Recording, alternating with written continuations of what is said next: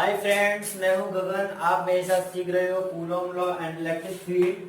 आज के टॉपिक में हम करने वाले हैं electric field intensity due to electric dipole. पिछली वीडियो में हमने ये डिस्कस किया था कि इलेक्ट्रिक डाइपोल क्या होता है, कैसे कैसे हम पहचान सकते हैं कि इलेक्ट्रिक डाइपोल है ये, और इलेक्ट्रिक डाइपोल को कैसे कैरेक्टराइज करते हैं। ये हमने सब कुछ पिछली वाली वीडियो में बताया था, हमने उसमें डिस्कस किया था इसके बारे में। तो लेकिन आज हम ये पता करेंगे कि एक इलेक्ट्रिक डाइपोल के कारण हमें इलेक्ट्रिक फील्ड इंटेंसिटी निकालनी हो तो हम कैसे निकालेंगे। देखो, जब भी हम इलेक्ट्रिक फील्ड इंटेंसिटी निकालते हैं एक इलेक्ट्रिक डाइपोल के कारण, तो हम दो तरीके से इलेक्ट्रिक फील्ड इंटेंसिटी निकालते हैं। जब भी हम इलेक्ट्रिक डाइपोल के कारण इलेक्ट्रिक फील्ड इंटेंसिटी निकालेंगे तो हम दो तरह से निकाल सकते हैं इलेक्ट्रिक फील्ड इंटेंसिटी। ठीक है, पहला है हमारा एंड ऑन पोजीशन। पहला हमारा काम है, या तो हम इलेक्ट्रिक फील्ड इंटेंसिटी निकालें इलेक्ट्रिक डाइपोल के एंड ऑन पोजीशन पर, आई मीन एक्सियल पोजीशन पर। एक्सियल पोजीशन मतलब कि एक चार्ज ये हमारा एक डाइपोल है, इस तरह से हमारा एक डाइपोल बना देते हैं इसको। ये हमारा एक डाइपोल है, ये डाइपोल है। अगर मैं इलेक्ट्रिक फील्ड इंटेंसिटी पता करना चाहता हूं इस डाइपोल के कारण, यहां पे कहीं इस पॉइंट पर, एक ऐसा पॉइंट है ये जो इस डाइपोल की एक्सिस पर लाई कर रहा है, इस डाइपोल की ज्योमेट्रिकल एक्सिस पर लाई कर रहा है, वहां वो वाला पॉइंट जहां पे हम इलेक्ट्रिक फील्ड इंटेंसिटी पता करना चाहते हैं। तो ये पॉइंट इस डाइपोल की ज्योमेट्रिकल एक्सिस पर लाई कर रहा है, ये पी पॉइंट। इसलिए मैं कहूंगा कि पी जो पॉइंट पी है वो इस डाइपोल के एंड ऑन पोजीशन पर है। कहां पे? इस डाइपोल के एंड ऑन पोजीशन, या फिर मैं कहूं इस डाइपोल के एक्सियल पोजीशन पर है, यानी डाइपोल की एक्सिस पर है वाला पॉइंट। ठीक है, तो जब भी हम पहला हमारा काम ये रहेगा, या तो हम एंड ऑन पोजीशन पर निकालें इलेक्ट्रिक फील्ड इंटेंसिटी। तो एंड ऑन पोजीशन कुछ इस टाइप की होती है। एंड ऑन पोजीशन इस टाइप की कही जाती है एंड ऑन पोजीशन। डाइपोल के एंड ऑन पोजीशन पर इलेक्ट्रिक फील्ड इंटेंसिटी मींस इसके एक्सिस पर कोई पॉइंट है, उस पर इलेक्ट्रिक फील्ड इंटेंसिटी निकालना है। ठीक है, वो पॉइंट इधर भी हो सकता है, कहीं पे भी, लेकिन होगा इसकी ज्योमेट्रिकल एक्सिस पर ही लाई करेगा वाला पॉइंट जहां पे electric field intensity, we are interested to find electric field intensity at that point. ठीक है, तो दूसरा होता है हमारा इक्वेटोरियल पोजीशन। देखो, इक्वेटोरियल पोजीशन क्या होता है, या तो हम एंड ऑन पोजीशन पर निकालेंगे electric field intensity, and on position, या आपको ध्यान रखना है, इसको हम एक्सियल पोजीशन भी कहते हैं, एक्सियल पोजीशन। ठीक है, एक्सियल पोजीशन पर भी इलेक्ट्रिक फील्ड इंटेंसिटी निकालना है, एंड ऑन पोजीशन पर निकालना, बात एक ही है। दूसरा टाइप का होता है हमारा, या इस पोजीशन पर निकालें इलेक्ट्रिक फील्ड इंटेंसिटी, या हम इक्वेटोरियल पोजीशन पर इलेक्ट्रिक फील्ड इंटेंसिटी निकालेंगे। देखो, इक्वेटोरियल पोजीशन पर इलेक्ट्रिक फील्ड इंटेंसिटी निकालने का क्या मतलब है। सपोज करो हमारे पास एक डाइपोल है, ये डाइपोल ए भी है हमारे पास, डाइपोल माइनस क्यू और प्लस क्यू, ये हमारे पास डाइपोल है, इसकी लेंथ 2 है, ये हमारा डाइपोल है। अब मुझे इलेक्ट्रिक फील्ड इंटेंसिटी यहां ना निकाल के मुझे इलेक्ट्रिक फील्ड इंटेंसिटी यहां पे निकालनी है, मुझे इलेक्ट्रिक फील्ड इंटेंसिटी निकालनी है। यहाँ पे एक ऐसे पॉइंट पे इलेक्ट्रिक फील्ड इंटेंसिटी निकालनी है जो इस डाइपोल के सेंटर से होता हुआ जाने वाली जो लाइन होती है उस पॉइंट पर लाई करे। एक ऐसे पॉइंट पर इंटेंसिटी मुझे फाइंड करनी है, यानी दोबारा समझो इसको, एक डाइपोल के सेंटर से होके जाने वाली जो लाइन होती है उस पर, एक डाइपोल के सेंटर से होती हुई जाने वाली जो लाइन होती है उस लाइन पर कोई भी पॉइंट होता है, यहाँ पे कहीं पे भी पॉइंट होता है इसी लाइन पर, तो वहां पे इलेक्ट्रिक फील्ड इंटेंसिटी निकालना मींस इक्वेटोरियल पोजीशन पर इलेक्ट्रिक फील्ड इंटेंसिटी निकालना, ऐसा कहा जाता है। ठीक है, ये आपको ध्यान रखना है। इक्वेटोरियल पोजीशन पर इलेक्ट्रिक फील्ड इंटेंसिटी निकालने का मतलब ये हो गया कि इस डाइपोल के सेंटर से जाने वाली एक लाइन है, उस लाइन पर एक पॉइंट होगा, उस पॉइंट पर इलेक्ट्रिक फील्ड इंटेंसिटी मुझे फाइंड करनी है। ये है इक्वेटोरियल पोजीशन का मतलब। इक्वेटोरियल पोजीशन में जो पॉइंट होता है, जिस पॉइंट पर इलेक्ट्रिक फील्ड इंटेंसिटी फाइंड कर रहे हैं, वो हमारा पॉइंट इस डाइपोल के परपेंडिकुलर लाइन पर होता है। ठीक है, इस डायपोल के परपेंडिकुलर लाइन पर होता है और वो परपेंडिकुलर लाइन हमेशा सेंटर से पास करती है डायपोल की। ठीक है, ये आपको ध्यान रखना है। ये है हमारा इक्वेटोरियल पोजीशन। आई होप ये तो सिंपल सा टॉपिक था जो आपको समझ में आ गया होगा। देखो हम दो तरह के अलावा हम एक और तरीका बताएंगे आपको, एक और मेथड बताएंगे जहां पे हम इलेक्ट्रिक फील्ड इंटेंसिटी फाइंड कर सकते हैं। देखो अब जरूरी नहीं है कि हम इलेक्ट्रिक फील्ड इंटेंसिटी इसी लाइन पर फाइंड करें, इसी लाइन पर कोई पॉइंट हो जहां पे इलेक्ट्रिक फील्ड इंटेंसिटी फाइंड करनी है, या फिर इसी एक्सिस पर कोई पॉइंट हो जहां पे इलेक्ट्रिक फील्ड इंटेंसिटी फाइंड करनी है। जरूरी नहीं है कि ना यहीं पे पॉइंट लाई करे तभी इलेक्ट्रिक फील्ड इंटेंसिटी फाइंड करूं। ऐसा भी तो पूछा जा सकता है मेरे से कि अगर ये वाला पॉइंट यहाँ ना होके ना यहाँ होके यहाँ पे होता, ना तो एक्सिस पर ही होता ना इक्वेटोरियल पोजीशन पर होता, यहाँ पे होता, तो इलेक्ट्रिक फील्ड इंटेंसिटी कितनी होती, कैसे पता करता? तो इसके लिए भी मैं एक फॉर्मूला डिराइव कराऊंगा, उसके लिए मैं स्पेशली एक वीडियो बनाऊंगा उसके ऊपर टॉपिक पर, तो वो आप उसे देखिएगा। लेकिन अभी मैं ये आपको दो टॉपिक्स के बारे में डिस्कस करूंगा, तीनों टॉपिक्स के बारे में डिस्कस करूंगा आपके साथ, ठीक है, जिससे कि आपको मालूम पड़े। तो थर्ड टाइप और लिख लो आप, डायग्राम आप बनाते हुए चलना। अगर कोई छूट गया होता है, अगर आपसे कोई छूट गया है कोई डायग्राम, तो आप रिवाइंड कर सकते हो, वीडियो को रिवाइंड करके आप दोबारा उसी डायग्राम को देख लो और पॉज कर लो, फिर बनाओ उस डायग्राम को। और ऑन एनी पोजीशन,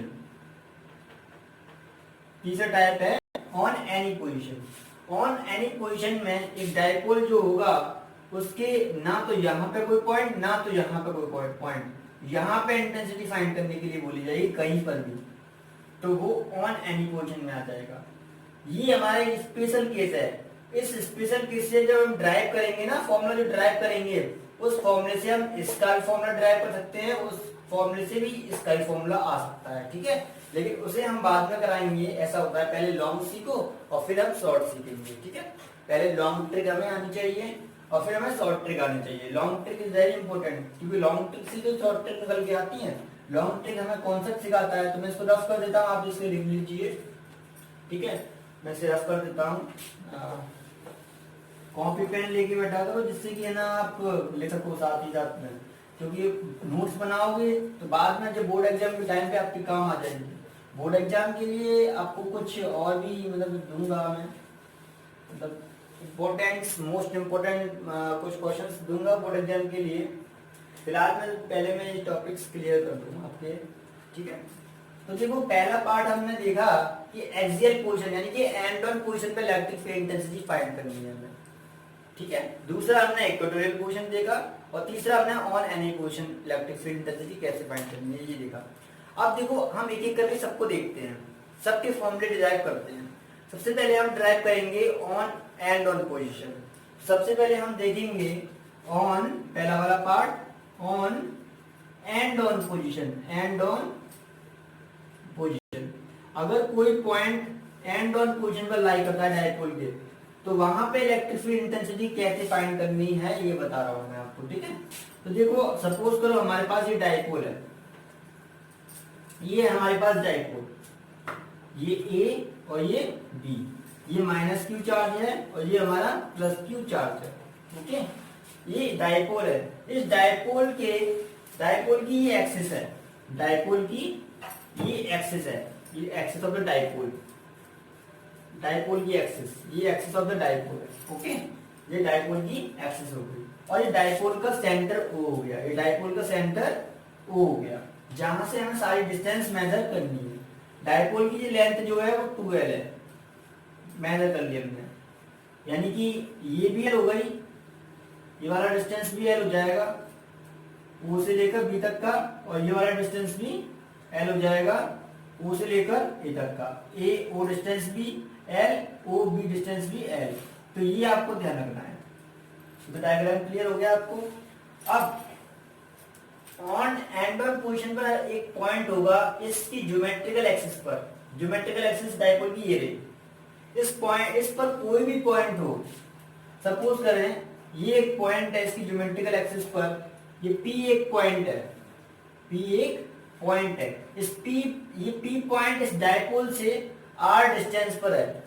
अब मैंने पिछली वीडियो में आपको बताया था अगर डायपोल से r डिस्टेंस पर कोई पॉइंट है तो कैसे हम बताएंगे डायपोल से r डिस्टेंस पर, कहां से हम कैसे इस वाले चार्ज से मेजर करूं कि इस वाले चार्ज से डिस्टेंस मेजर किया गया होगा, किससे मेजर किया गया है। तो आपको मैंने बता दिया था पिछली वीडियो में कि डायपोल का डिस्टेंस है हमेशा डायपोल के सेंटर से ही मेजर किया जाता है। ठीक है, डायपोल दोनों चार्जेस को मिलाने वाली लाइन के सेंटर से ही यानी मिड पॉइंट से ही मेजर किया जाता है सारा डिस्टेंस डायपोल के केस में। ठीक है, यानी कि अगर ये पॉइंट r डिस्टेंस पर है इस डायपोल से, इसका मतलब ये हुआ कि इस वाले पॉइंट से यानी कि डायपोल के मिड पॉइंट से ये पॉइंट जो है वो r डिस्टेंस पर है। ऐसे करके ये जो पॉइंट है वो r डिस्टेंस पर है। ओके, ये वाला जो पॉइंट है वो r डिस्टेंस पर है। अब आपसे मैं कुछ चीजें पूछना चाहता हूं। देखो क्या करना है आपको, ये तो r डिस्टेंस पर p पॉइंट हो गया, ठीक है, इस डायपोल से तो मैंने r डिस्टेंस दिखा दी। अब आप ये बताओ मुझे कि ये प्लस q चार्ज है और ये माइनस q चार्ज है। अगर इस p पॉइंट पर इलेक्ट्रिक फील्ड इंटेंसिटी फाइंड करना चाहता हूं तो मैं यहाँ टेस्ट चार्ज रख दूंगा, लेकिन टेस्ट चार्ज रख दूंगा तो वो फोर्स को एक्सपीरियंस करेगा, वही बताएगा मुझे कि यहाँ पे कितनी इलेक्ट्रिक फील्ड इंटेंसिटी है। ठीक है, तो इसके लिए मुझे करना क्या पड़ेगा, तो यहाँ एक टेस्ट चार्ज रख के देख लो, एक टेस्ट चार्ज रख लो यहाँ पे। टेस्ट चार्ज यानी कि प्लस क्यू नॉट। यहाँ अगर प्लस क्यू नॉट चार्ज रखा है, ठीक है, तो हम बता सकते हैं कि यहाँ पे फोर्स जो लगेगा इस चार्ज पर वो कैसे कैसे लगेगा, और जिधर फोर्स लगेगा उधर ही इस वाले के कारण इलेक्ट्रिक फील्ड की डायरेक्शन हमें मालूम कर सकते हैं। लेकिन हमें ये बहुत ज्यादा कॉम्प्लिकेट सा हो रहा है, ये आपके लिए मतलब आपको समझ में नहीं आएगा, आ जाएगा लेकिन आप थोड़ा दिमाग लगाओ तो। लेकिन मैं आपको सिंपल वे में समझाता हूँ। देखो यहाँ पे इलेक्ट्रिक फील्ड कितना होगा, किस डायरेक्शन में होगा, किस चार्ज के कारण, तो पी पॉइंट पर। अब देखो इसके कारण यहाँ पे जो बी पॉइंट है, बी पॉइंट पर जो बी पोजीशन पर जो प्लस क्यू चार्ज लगा हुआ है वो है पॉजिटिव चार्ज। पॉजिटिव चार्ज से इलेक्ट्रिक फील्ड लाइन बाहर की तरफ निकलती है, यानी कि इस पॉइंट पर जो इलेक्ट्रिक फील्ड होगा ना इस बी पॉइंट पर रखे प्लस क्यू के कारण वो इस डायरेक्शन में होगा। ऐसे मान लेते हैं ये इवन वेक्टर है, कितना है, इवन वेक्टर। ओके, इस डायरेक्शन में इवन वेक्टर है, किसके कारण, प्लस क्यू के कारण, क्योंकि प्लस पॉजिटिव चार्ज से जो लाइंस है ना इलेक्ट्रिक फील्ड लाइंस बाहर की तरफ निकलती हैं, यानी दूर की तरफ इनफाइनाइट की तरफ जाती हैं। तो यहाँ की यानी इसके कारण जो यहाँ पे जो इलेक्ट्रिक फील्ड इंटेंसिटी होगी ना वो ऐसे होगी, ऐसे यानी इस चार्ज से दूर की तरफ ऐसे। अब इसके कारण इलेक्ट्रिक फील्ड इंटेंसिटी यहाँ पे कितनी होगी, इस माइनस क्यू के कारण इलेक्ट्रिक फील्ड इंटेंसिटी किस डायरेक्शन में होगी, हमें डायरेक्शन बतानी है डायग्राम में। तो डायरेक्शन में किस डायरेक्शन में होगी, तो आपको मैंने पहले ही बता चुका हूं कि माइनस क्यू जो चार्ज होता है, नेगेटिव चार्ज के केस में इलेक्ट्रिक फील्ड लाइंस इनफाइनाइट से चार्ज के तरफ आती हैं और चार्ज पे जाके फिनिश हो जाती हैं। ठीक है, चार्ज में डिस्ट्रॉय हो जाती हैं, ऐसा हम बोल सकते हैं। ठीक है, यानी चार्ज में एंटर कर जाती हैं नेगेटिव चार्ज में। नेगेटिव चार्ज के केस में इनफाइनाइट से लाइन आती हैं और नेगेटिव चार्ज में एंटर कर जाती हैं, ऐसा होता है ना। यानी इलेक्ट्रिक फील्ड लाइंस दूर से आई, इनफाइनाइट से आई उस चार्ज की तरफ, ये आपको समझ में आ गया। इसका मतलब नेगेटिव चार्ज के कारण जो इलेक्ट्रिक फील्ड होता है ना उसकी डायरेक्शन उस चार्ज की तरफ होती है, नेगेटिव चार्ज की तरफ। लेकिन पॉजिटिव के केस में इलेक्ट्रिक फील्ड डायरेक्शन दूर की तरफ होती है, क्योंकि इससे इलेक्ट्रिक फील्ड लाइन बाहर निकलती है। ओके, क्लियर हुआ, तो ये आपको ध्यान रखना है। देखो माइनस क्यू के कारण पी पॉइंट पर जो इलेक्ट्रिक फील्ड इंटेंसिटी होगी ना वो ऐसे होगी, क्योंकि इनफाइनाइट से इलेक्ट्रिक फील्ड लाइन ऐसे आ रही होंगी, यानी कि यहाँ पे इलेक्ट्रिक फील्ड इंटेंसिटी इस डायरेक्शन में होगी, ऐसे करके। क्योंकि अगर इसके अलोंग एक लाइन आएगी ना तो वो इसकी तरफ चली जाएगी ऐसे करके। ठीक है, तो यहाँ पे इलेक्ट्रिक फील्ड इंटेंसिटी इस डायरेक्शन में होगी, ऐसे करके। मान लेते हैं ये इंटेंसिटी E2 है, E2 वेक्टर इस डायरेक्शन में। ओके, अब मैं आपसे ये पूछना चाहता हूं,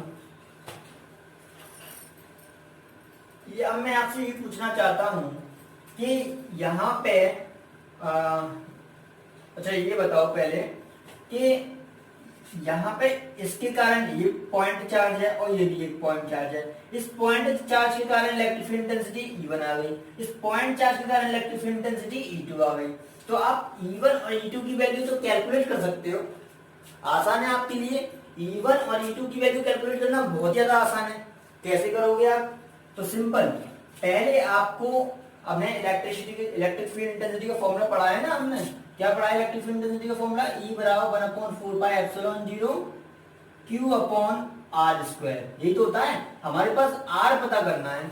इस वाले पॉइंट चार्ज से इस पॉइंट तक की डिस्टेंस कितनी है, इस वाले पॉइंट चार्ज से इस पॉइंट तक की डिस्टेंस कितनी है, और जब ये डिस्टेंस मालूम पड़ जाएगा तो हमें ये मालूम है और यहाँ पे बस R की वैल्यू मुझे रख देनी है।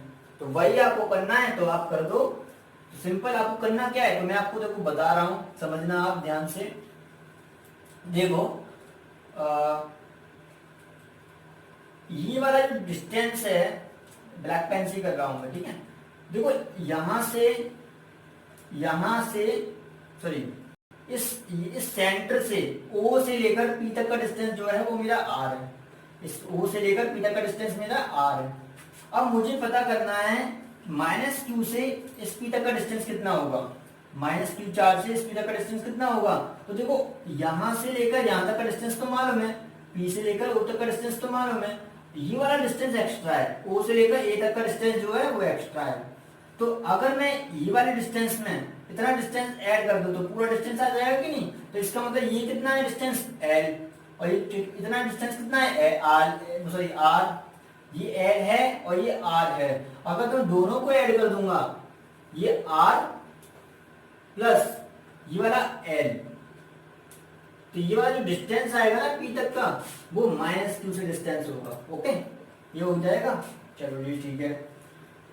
अब प्लस Q से डिस्टेंस इस पॉइंट तक का कितना है, तो आप देखो ध्यान से देखना, ये वाला डिस्टेंस इतना है O से लेकर P तक का डिस्टेंस, लेकिन निकालना है मुझे Q से डिस्टेंस। Q से तो निकालना है डिस्टेंस, O से लेकर P तक का डिस्टेंस R है, ठीक है। और मुझे Q से लेकर P तक का डिस्टेंस निकालना है, यानी इतना डिस्टेंस मुझे कम करना है। अगर मैं ये वाला डिस्टेंस माइनस कर दूंगा ना, तो इस वाले डिस्टेंस में से ये वाला डिस्टेंस जब हटा जाएगा तो ये वाला डिस्टेंस बचेगा कि नहीं। तो इसका मतलब R में से ये वाला डिस्टेंस यानी L, वो भी का डिस्टेंस L ही तो है, L माइनस कर दो तो हमारा ये वाला डिस्टेंस आ जाएगा R माइनस L। ये वाला Q से लेकर P तक का डिस्टेंस कितना आ जाएगा, R माइनस L, यानी कि ये वाला जो डिस्टेंस है ना वो R माइनस L है, ये वाला डिस्टेंस। ओके, ये तो आपको समझ में आ गया होगा। ये माइनस Q से डिस्टेंस और ये P का प्लस Q से डिस्टेंस, ये आपको समझ में आ गया होगा। ठीक है, ये तो आपको क्लियर हो गया डायग्राम। अब आपको करना क्या है, ये वाला इलेक्ट्रिक फील्ड का फॉर्मूला आपको ध्यान रखना है, ठीक है। अब आपको करना है दोनों के, इस पॉइंट के कारण इलेक्ट्रिक फील्ड इंटेंसिटी यहाँ कितनी क्रिएट हुई है, इस पॉइंट के कारण इलेक्ट्रिक फील्ड इंटेंसिटी यहाँ पे कितनी क्रिएट हुई है, दोनों ही आप कैलकुलेट कर लो, ठीक है। दोनों ही आप कैलकुलेट कर लो तो कितनी इलेक्ट्रिक फील्ड इंटेंसिटी हुई है, E1 की वैल्यू कितनी है पहले, तो E1 की वैल्यू कैसे निकालोगे आप, तो electric field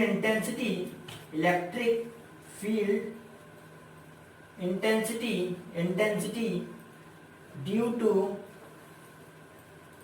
plus Q charge, plus Q at point P,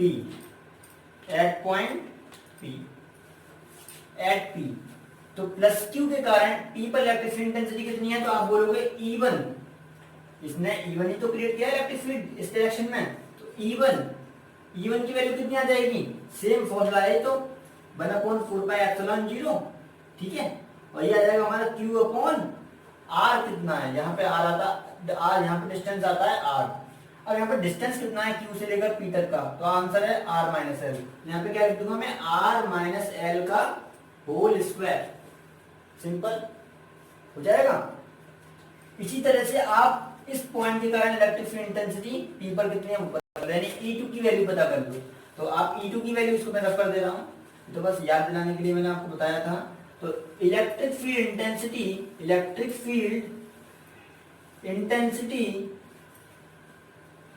due to minus Q charge at P, minus Q के कारण इलेक्ट्रिक फील्ड इंटेंसिटी कितनी है, तो आप बोलोगे E2, E2 बराबर 1/4 pi epsilon 0 Q upon R square. जब इलेक्ट्रिक फील्ड का फॉर्मूला अप्लाई करोगे तो आप प्लस या माइनस साइन नहीं लगाओगे, ठीक है। Q upon R square. अब R यहाँ पे डिस्टेंस होता है, तो R यहाँ पे कितना डिस्टेंस है माइनस क्यू से पी तक का, तो आप बोलोगे माइनस क्यू से पी तक का डिस्टेंस कितना है, R प्लस एल, क्योंकि ये वाला डिस्टेंस तो पता किया था हमने, तो यहाँ बोलोगे R plus L, minus Q से पी तक का डिस्टेंस है R प्लस एल का होल स्क्वायर। तो ये आपको E2 की वैल्यू पता हो गई और E1 की वैल्यू पता हो गई। अब देखो दोनों का मैग्नीट्यूड सेम है, दोनों चार्ज का मैग्नीट्यूड सेम है, यानी कि प्लस क्यू और माइनस क्यू बराबर है मैग्नीट्यूड में। अगर नेचर ना देखूं साइन का, लेकिन दोनों का मैग्नीट्यूड बराबर है, तो ये तो आपको पता चल गया दोनों का मैग्नीट्यूड बराबर है, ठीक है। अब देखो R प्लस एल, ये वाला डिस्टेंस दोनों ही की पावर बराबर है, दोनों की पावर बराबर, मैग्नीट्यूड सेम होने का मतलब है कि दोनों चार्जेस की पावर बराबर है, यानी प्लस माइनस क्यू की पावर जितनी है उतनी ही प्लस क्यू की पावर है, ऐसा बोलूंगा मैं। दोनों का मैग्नीट्यूड सेम है, दोनों का अगर मैग्नीट्यूड सेम है मतलब दोनों की पावर सेम है, ऐसा मान के चलो। अब आपको करना क्या है, देखो दोनों की पावर सेम है, यहां पे P पॉइंट, यहां पे P पॉइंट। अब यहां से ये वाला P पॉइंट के पास में plus Q charge P point के पास में और minus Q charge P point से दूर है, तो बताओ यहां पे सबसे ज्यादा किसकी चलेगी, इसकी चलेगी P पॉइंट पर या माइनस क्यू चार्ज की चलेगी P पॉइंट पर, ठीक है। तो आप बोलोगे कि माइनस क्यू चार्ज की नहीं चलेगी, प्लस क्यू चार्ज की चलेगी, क्योंकि प्लस क्यू चार्ज यहाँ P पॉइंट के वेरी वेरी पास है, बहुत ज्यादा पास है, लेकिन माइनस क्यू चार्ज जो है वो P पॉइंट से प्लस क्यू की तुलना में थोड़ा दूर है, तो मतलब प्लस क्यू का इफेक्ट जो आएगा वो यहाँ पे ज्यादा आएगा, यानी प्लस क्यू के कारण जो इलेक्ट्रिक फील्ड होगा यहाँ पे E1 उसकी वैल्यू ज्यादा होगी, और माइनस क्यू के कारण जो इलेक्ट्रिक फील्ड होगा यहाँ पे E2 उसकी वैल्यू कम होगी, क्योंकि दोनों का मैग्नीट्यूड तो सेम था, दोनों का यहाँ पे दोनों का जो मैग्नीट्यूड है ना, दोनों का जो मैग्नीट्यूड वो तो सेम है,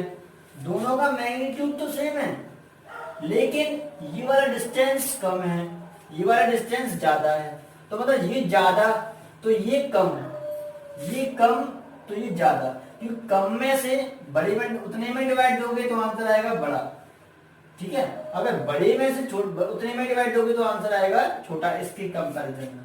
नहीं, अगर आप नहीं समझे तो आप ऐसा बोल सकते हो, देखो E जो है इनवर्सली प्रोपोर्शनल होता है डिस्टेंस के स्क्वायर के, ये छोटा होगा तो E1 ज्यादा होगा, ये बड़ा होगा तो E2 छोटा हो जाएगा, यानी कि इसके केस में प्लस क्यू के इलेक्ट्रिक फील्ड का इफेक्ट आ रहा है P पर वो ज्यादा है, E1 ज्यादा है, और माइनस क्यू के कारण इफेक्ट जो आ रहा है P पर E2 वो उसका इफेक्ट थोड़ा कम है, यानी E2 की वैल्यू कम होगी, यानी कि E1 is greater than E2, E1 is greater than E2, ये आपको ध्यान रखना है, E1 बड़ा होगा E2 से, E1 जो है वो E2 से बड़ा होगा, क्योंकि P के पास वाला जो चार्ज होगा यहाँ पे इलेक्ट्रिक फील्ड इंटेंसिटी ज्यादा दिखाएगा, और जो इससे दूर जो इससे भी दूर चार्ज होगा ना, जो इस पॉइंट से दूर चार्ज होगा वो इस पॉइंट पर इलेक्ट्रिक फील्ड इंटेंसिटी कम दिखाएगा, तो इस पॉइंट से दूर चार्ज कौन है माइनस क्यू, तो वहां पे उसके कारण इलेक्ट्रिक फील्ड इंटेंसिटी कितनी क्रिएट होगी E2, तो वो कम होगी क्योंकि वो दूर है, और ये वाला प्लस क्यू चार्ज इसके थोड़ा पास है, तो इसके कारण इलेक्ट्रिक फील्ड इंटेंसिटी कितनी होगी यहाँ पे ज्यादा होगी, और ज्यादा मतलब E1 की, इसके कारण इलेक्ट्रिक फील्ड इंटेंसिटी कौन सी क्रिएट हुई है E1, तो E1 की वैल्यू E2 से ज्यादा होगी, तो यानी E1 is greater than E2, ये आपको याद रखना है, ठीक है। तो यहाँ पे अगर E1 E2 से बड़ा है, अगर E1 E2 से बड़ा है तो यहाँ पे नेट इलेक्ट्रिक फील्ड कितना होगा, तो आप नेट इलेक्ट्रिक फील्ड पता करने के लिए आपको करना क्या है, ऐड करना है, आपको नेट इलेक्ट्रिक फील्ड पता करने के लिए आपको करना क्या पड़ेगा, ऐड करना है, तो आप ऐड कर दो, देखो आप ऐड करोगे ना, तो देखो आप ऐड करोगे, देखो E1 वेक्टर, देखो नेट इलेक्ट्रिक फील्ड निकालना है, यानी E नेट, तो E नेट बराबर आएगा मेरा E1 वेक्टर, ठीक है, plus E2 vector plus E2 vector plus E2 vector. अब देखो प्लस E2 वेक्टर आएगा। चलो प्लस E2 वेक्टर लिख देते हैं हम पहले। चलो E2 वेक्टर मैंने लिख दिया। तो ये नेट इलेक्ट्रिक फील्ड पता करने के लिए, किसी पॉइंट पर नेट इलेक्ट्रिक फील्ड पता करने के लिए हम सारे इलेक्ट्रिक फील्ड को ऐड कर देते हैं, जिससे कि हमें नेट इलेक्ट्रिक फील्ड उस पॉइंट पर मिल जाता है। ये आपको ध्यान रखना है। जिस तरह से हम फोर्स ऐड करते हैं ना, उसी तरह इलेक्ट्रिक फील्ड भी ऐड कर देते हैं। कई सारे चार्जेस मिलकर अगर एक ही पॉइंट पर इलेक्ट्रिक फील्ड क्रिएट करते हैं, प्रोड्यूस करते हैं, तो उस पॉइंट पर जितने भी चार्जेस के द्वारा इलेक्ट्रिक फील्ड क्रिएट हुआ है, वो सभी चार्जेस के द्वारा इलेक्ट्रिक फील्ड जो क्रिएट होता है वो इंडिविजुअली जुड़ जाते हैं, और सबको जोड़कर जो वेक्टर फॉर्म में जोड़ देंगे सभी को, तो जो नेट इलेक्ट्रिक फील्ड आएगा वो वहां पे एक्चुअल वैल्यू होगी इलेक्ट्रिक फील्ड की। तो वही पैटर्न हमने यहाँ पे अप्लाई किया है। इसके कारण इलेक्ट्रिक फील्ड क्रिएट हुआ है, इसके कारण इलेक्ट्रिक फील्ड क्रिएट हुआ है, E1 और E2। तो हमने दोनों के वेक्टर को, जो दोनों के वेक्टर का सम कर दिया, तो दोनों के वेक्टर का सम करेंगे तो वेक्टर सम करेंगे ना दो इलेक्ट्रिक फील्ड का, तो नेट इलेक्ट्रिक फील्ड निकल के आ जाएगा। अब नेट इलेक्ट्रिक फील्ड निकल के आ गया, और लेकिन E1 वेक्टर E2 वेक्टर के बराबर है। E1 वेक्टर यहाँ पे हमें दिखाई दे रहा है, E1 वेक्टर बराबर है E2 वेक्टर के। मैं रेड पेन से लिख देता हूँ जिससे कि आपको कंफ्यूजन क्रिएट ना हो जाए। रेड पेन से यहाँ बीच बीच में वो लिख रहा हूँ जो आपको ड्राइव करते समय नहीं लिखना है, तो एक्सप्लेन करने के लिए इतना वाला पार्ट। देखो E1 वेक्टर बराबर है E2 वेक्टर के, लेकिन डायरेक्शन अपोजिट है, लेकिन डायरेक्शन अपोजिट है। तो ये आपको ध्यान रखना है। सॉरी मिस्टेक हो गई, डायरेक्शन सॉरी मिस्टेक हो गई, सॉरी बराबर नहीं हो सकते ना, अभी तो मैंने बोला ना बराबर नहीं है ये दोनों, सॉरी मिस्टेक हो गई, आगे सही कर देते हैं। चलो अभी तक तो ठीक है हमारा। तो E1 vector plus E2 vector दोनों का सम कर देंगे तो नेट इलेक्ट्रिक फील्ड हमारा आ गया। अब आपको करना क्या है, अब आपको रख देनी है वैल्यूज। अब आपको करना क्या है, तो देखो नेट इलेक्ट्रिक फील्ड निकालोगे तो दोनों एक दूसरे के अपोजिट डायरेक्शन में है, ये इधर तो ये इधर। ये जो वेक्टर पैटर्न मैंने लिख दिया, ये वेक्टर पैटर्न होता है लिखने का, सबका सम कर दिया तो नेट इलेक्ट्रिक फील्ड आ गया। लेकिन डायरेक्शन भी तो देखनी है आपको। देखो ये इधर है तो ये एक इधर है, तो इसका मतलब नेट इलेक्ट्रिक फील्ड निकालोगे ना तो ज्यादा में से कम वाला माइनस कर दोगे तो नेट इलेक्ट्रिक फील्ड निकल के आ जाएगा। तो ई नेट बराबर आ जाएगा मेरा E1 माइनस E2, ठीक है। और यहाँ पे ई नेट की वैल्यू निकालने के लिए आपको करना क्या पड़ेगा, 1/E1 की वैल्यू क्या निकाली थी मैंने, ये वाली, तो ये आपने ये रख दो, यहाँ पे ये रख दो वैल्यू Q/R माइनस L का होल स्क्वायर माइनस, ठीक है, कम वाला इलेक्ट्रिक फील्ड माइनस कर दिया। तो E2 कितना है, E2 यहां से निकाल दिया, ये वाली वैल्यू 1/4πε0 Q/R प्लस L का होल स्क्वायर, ठीक है, ये हो जाएगा। अब इसको आपको सॉल्व करते हुए जाना है, तो लास्ट में फाइनली जो रिजल्ट आएगा वही हमारा फॉर्मूला होगा, ठीक है। तो इसको मैं सॉल्व करते हुए जाऊंगा, हमारे पास स्पेस की कमी है तो मैं इसको रफ कर देता हूँ, आप इसको लिख सकते हो, पहले लिख लो आप इसको, या फिर स्क्रीनशॉट ले लो, कॉपी पेन लेके साथ में बैठा करो, जिससे कि ना कंफ्यूजन ना क्रिएट हो जाए, साथ साथ में लिखते हुए चला करो, ठीक है। तो मैं इसको रफ कर देता हूँ उस वाले पार्ट को, ये तो आप समझ ही गए हो सारी चीजें, ठीक है। तो अब हमें डायग्राम की जरूरत नहीं है, सारा डायग्राम हमारे दिमाग में छप गया है, हमने सब कुछ ना कर दिया है लगभग, ठीक है। अब हम क्या करेंगे, यहाँ पे इसको सॉल्व करते हुए चलना है। अब इसको सॉल्व करते हुए चलो आप इसको, ई नेट बराबर किसके होगा, देखो 1/4πε0 इसमें, 1/4πε0 इसमें, क्यू सेम है तो ये कॉमन निकाल दो, ये कॉमन निकाल देते हैं, क्यू सेम है तो क्यू भी कॉमन निकाल दो, तो Q/1/4πε0 कॉमन आ गया। अंदर क्या बचेगा, 1/R माइनस L का whole square minus 1/R plus L का होल स्क्वायर, ये बचेगा अंदर, ओके। जब इसको सॉल्व करोगे आप, इसको आप सॉल्व करते हुए चले जाओ, लास्ट में फाइनली जो हमारा रिजल्ट आएगा Q/4πε0, ये यहाँ पे इसका एलसीएम लोगे ना, इसका एलसीएम लोगे तो हमारा आ जाएगा R minus L R plus L का होल स्क्वायर, ठीक है, ये हमारा इसका एलसीएम आ जाएगा। हम ये वाला ब्रैकेट यूज कर चुके हैं, ये वाला ब्रैकेट यूज कर लेते हैं, होल स्क्वायर, इसका हम क्रॉस मल्टीप्लिकेशन कर देंगे तो R प्लस L का होल स्क्वायर, ठीक है, माइनस R माइनस L का होल स्क्वायर, समझते हो चलना, ठीक। तो ई नेट इसको हम आगे सॉल्व करेंगे, Q अपॉन 1/4πε0। ठीक है, और यहाँ पे जब इसको आर स्क्वायर इस तरह से खोल के दिखा दे रहा हूँ मैं सारा R square plus L square plus A plus B का होल स्क्वायर से खोल दो ना इसको, तो ये आ जाएगा 2RL, है ना। यहाँ पे हम क्या करेंगे, यहाँ पे हमारा क्या आएगा, देखो इसको भी खोल देते हैं हम, R square plus L square, ठीक है, माइनस माइनस आएगा ना, ए माइनस बी का होल स्क्वायर 2RL, ओके। और जब इसको हम इसको R square minus L square का होल स्क्वायर ऐसे लिख देंगे हम, A minus B A plus B, यानी ए इसको माइनस बी कर दिया हमने, आर इसको माइनस एल स्क्वायर, और ये हमारा क्या हुआ, ये हमारा क्या हो गया, स्क्वायर, जो यहाँ से आ गया। ठीक है, अब आपको क्या करना है, इसको और से एक्सपेंस मतलब और इसको छोटा कर देना है, और छोटा कर दो, इसको मैं रफ कर देता हूँ, ये भी आपने लिख लिया होगा तो आपको याद भी हो गया होगा ये सारी चीजें, क्योंकि इतने आराम से समझा रहा हूँ, आपको याद होना चाहिए सारी चीजें। तो ये ई नेट निकल के आ जाएगा, ये हमारा जो फाइनली आंसर हो जाएगा।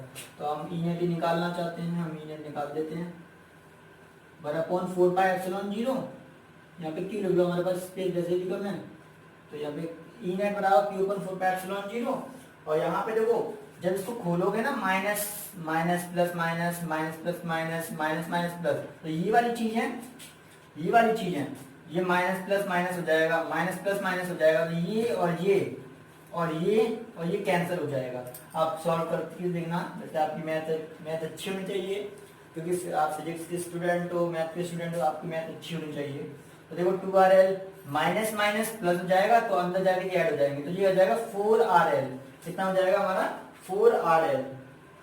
तो ये 4RL हम यहाँ पे लिख देंगे, यानी कि इसको सॉल्व को ऊपर वाले नंबर को सॉल्व करने के बाद हमारा आएगा 4RL, कितना आएगा 4RL, और यहाँ पे नीचे कितना आएगा हमारा R square minus L square का होल स्क्वायर, ये आ जाएगा।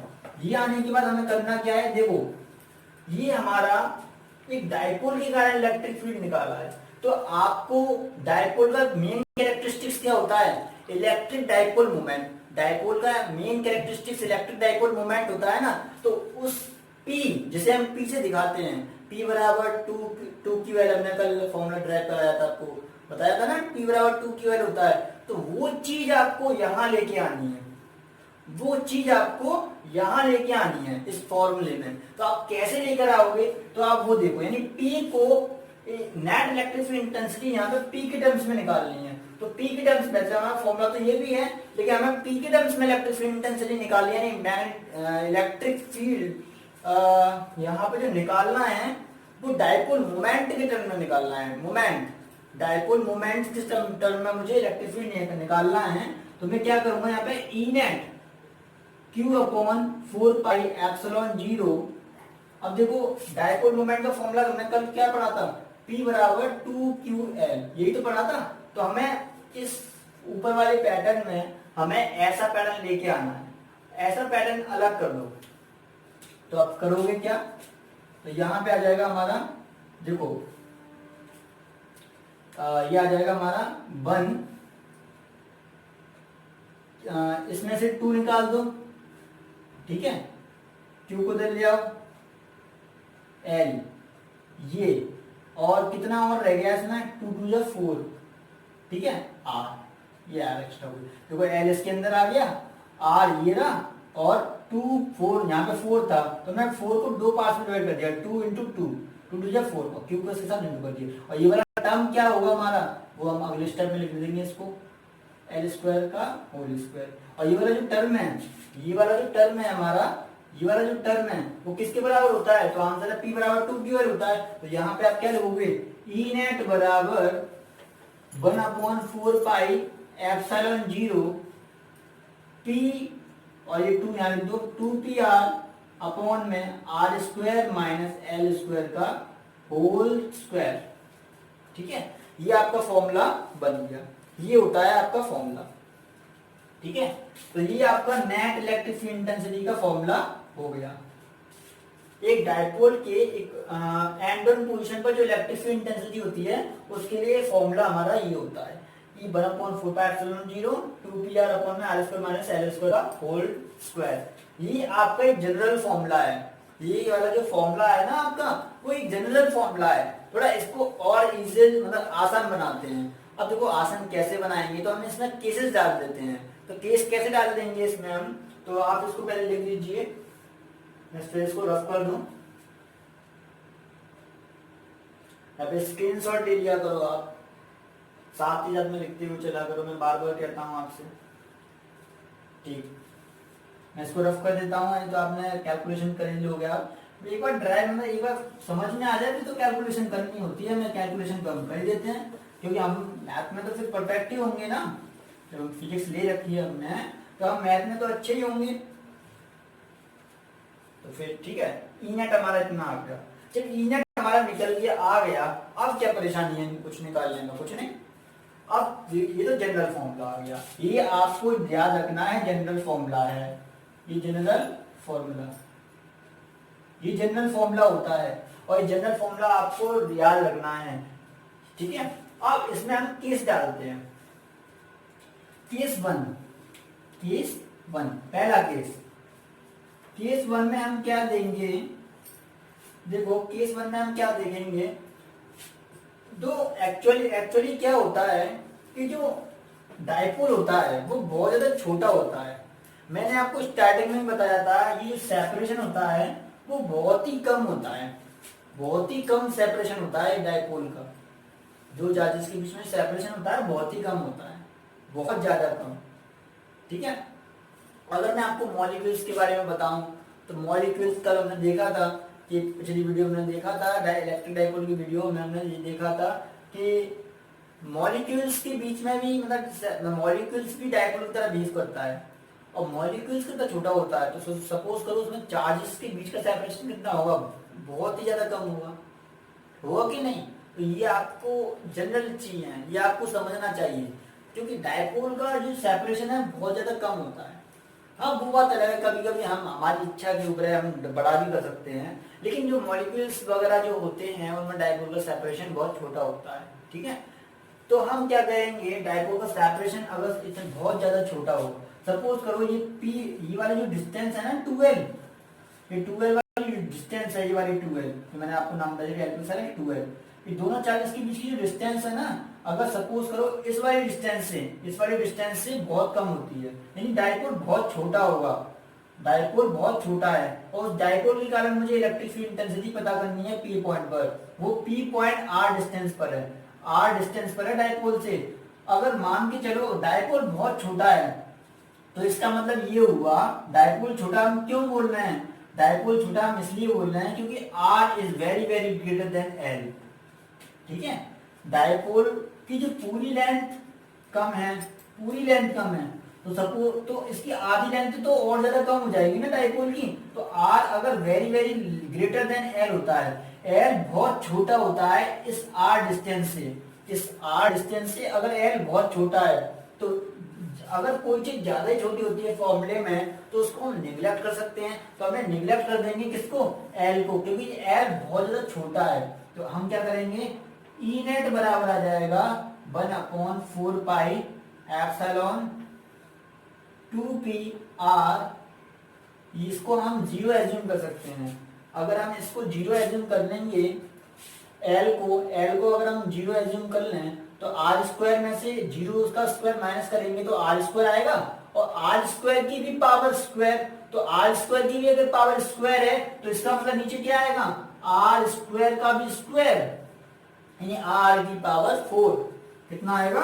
आर की पावर 4, ई बराबर 1/4 पाई एप्सिलॉन 0, तो ये आ जाएगा 2pr अपॉन आर की पावर 4।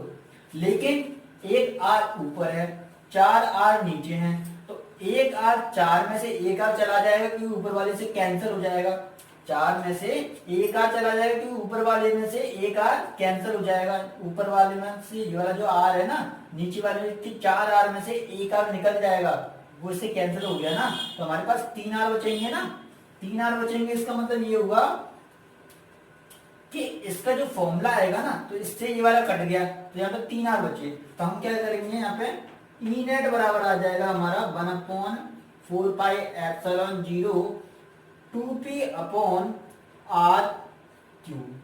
ये हमारा एक फॉर्मूला आ गया, ये है हमारा फॉर्मूला, ठीक है। ई नेट बराबर 1 upon 4 pi epsilon 0 2p upon R cube, ये है हमारा फॉर्मूला, ये करेक्ट फॉर्मूला है, ठीक है। ये है हमारा फॉर्मूला, ये हमने ड्राइव किया है।